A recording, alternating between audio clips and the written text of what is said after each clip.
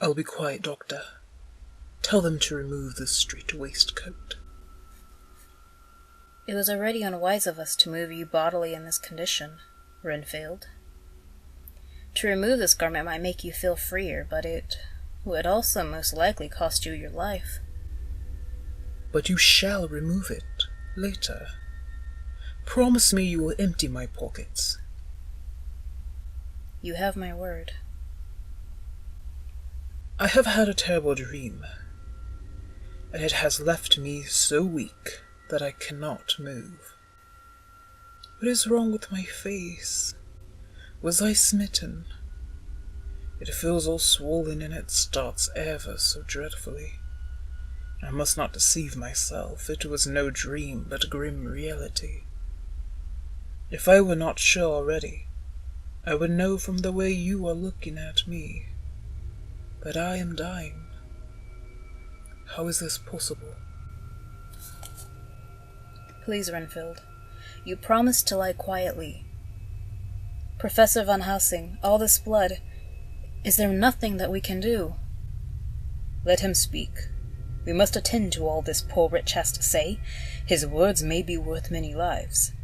It may be that there's a soul at stake. I feel that I have but a few minutes, and then I must go back to death, or worse. I have something that I must say before I die, or before my poor crushed brain dies anyhow. Yes? What is it, Renfield? It was that night after you left me, Dr. Seward, when I implored you to let me go away. I couldn't speak then, for I felt my tongue was tied. But I was as sane then, except in that way, as I am now. I was in an agony of despair for a long time after you left me. It seemed hours. Then there came a sudden peace to me. I felt as though I was about to be touched by the hand of God.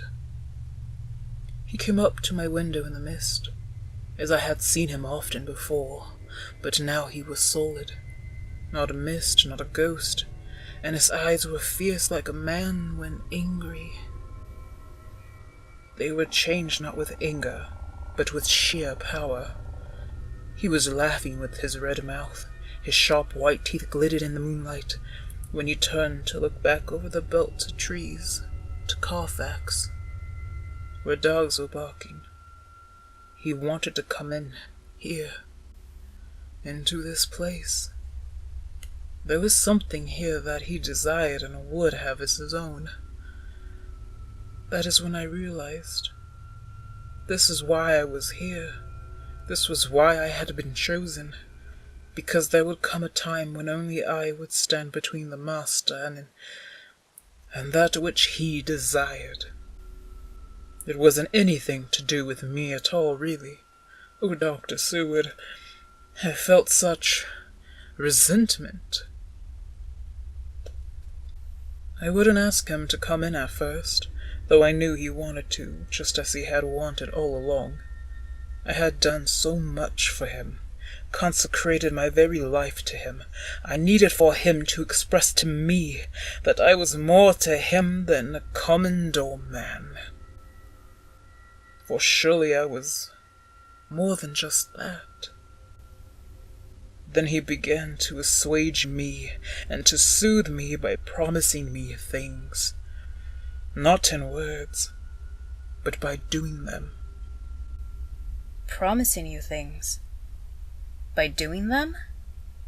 Yes, he simply made them happen. Just as he used to send me in the flies when the sun was shining. Great big fat ones with steel and sapphire on their wings, and big moths in the night with the skull and crossbones on their backs. He began to whisper, "Rats, rats, rats, hundreds, thousands, millions of them, and every one a life, and dogs to eat them, and cats too. All lives, all red blood, with years of life in them, and not merely buzzing flies." I laughed at him, for I wanted to see all that he could do. I wanted to possess all that he would give me as my rightful reward. Then the dogs howled.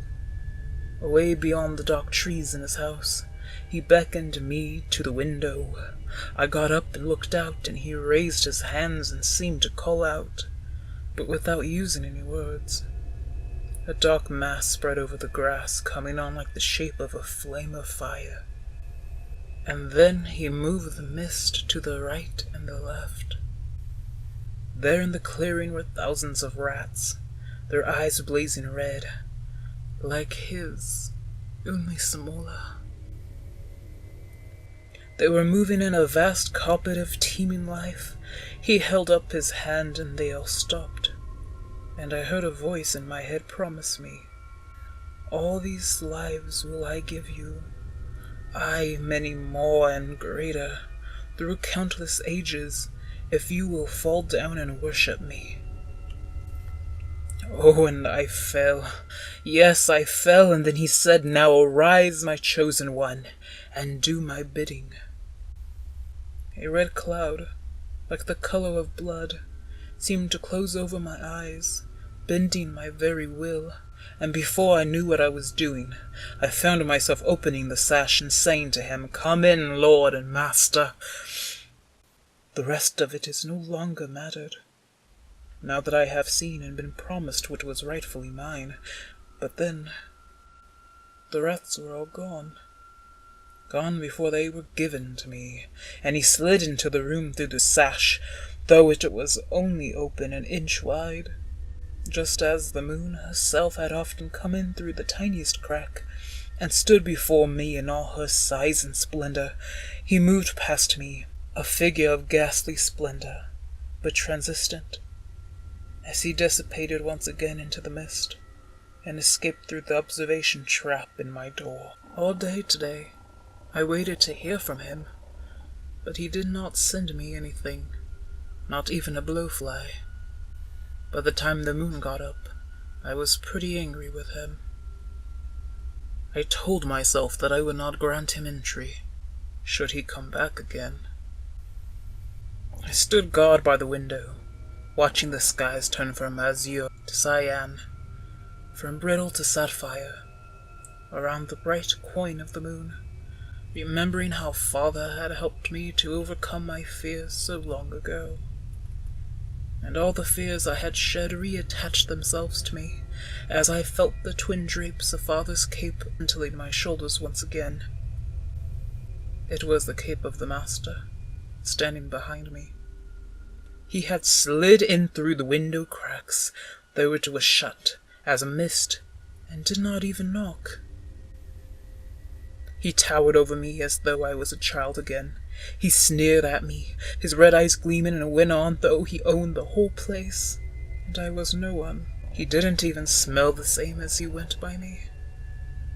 I thought that somehow Mrs. Hawker had come into the room. He was steeped into the smell of her, a smell that came not from her perfume, not from her flesh, but deeper, from her blood. I should have known.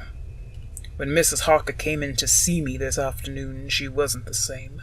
She was like tea after the teapot had been watered. I didn't know that she was here till she spoke, and she didn't look the same. I don't care for pale people. I like them with lots of blood in them, and hers all seemed to have run out. I didn't think of it at the time, but when she went away I began to think. And it made me mad to know that he had been taking the life out of her. And then I realized that it was I who had made it all possible. That the Master had wanted to enter this place because Miss Harker was a guest here, in your house.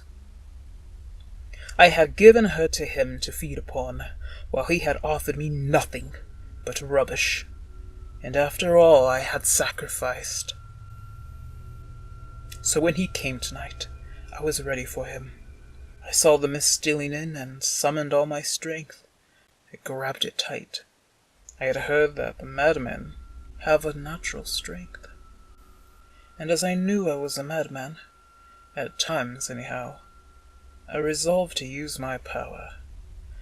Aye, and he felt it too, for he had to come out of the mist to struggle with me. I was twisted in his giant hands.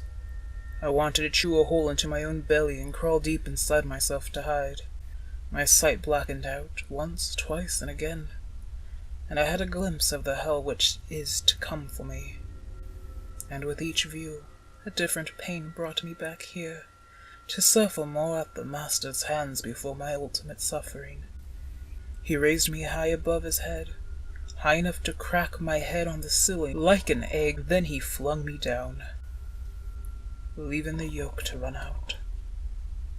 There was a red cloud before me, and a noise like thunder, and the mist seemed to steal away under the door.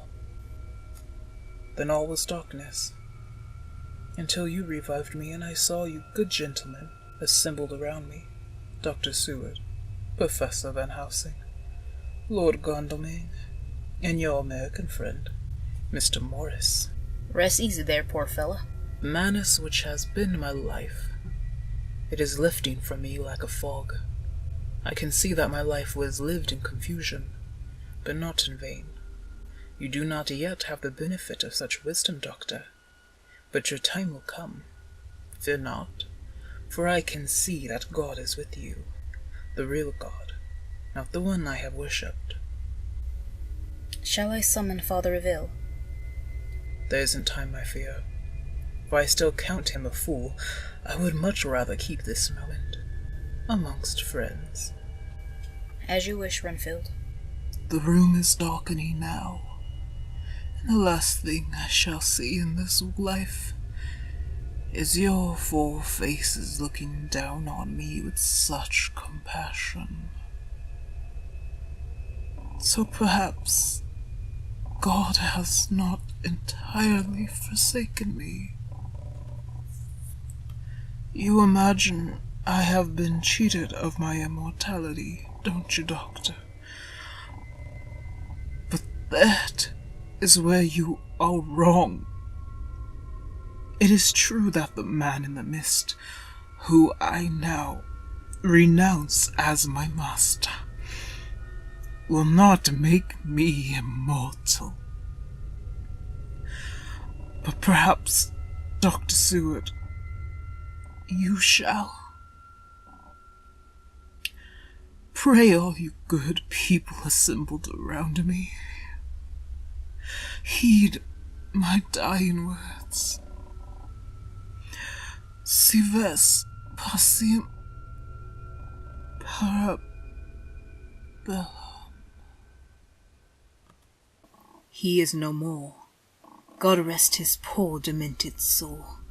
The devil has lost a disciple. Good heavens, Doctor, what was that he just said then? He spoke to us in Latin. I can't believe my ears. He spoke Latin. But what did he say? Si ves pacem para bellum. If you want peace, prepare for war.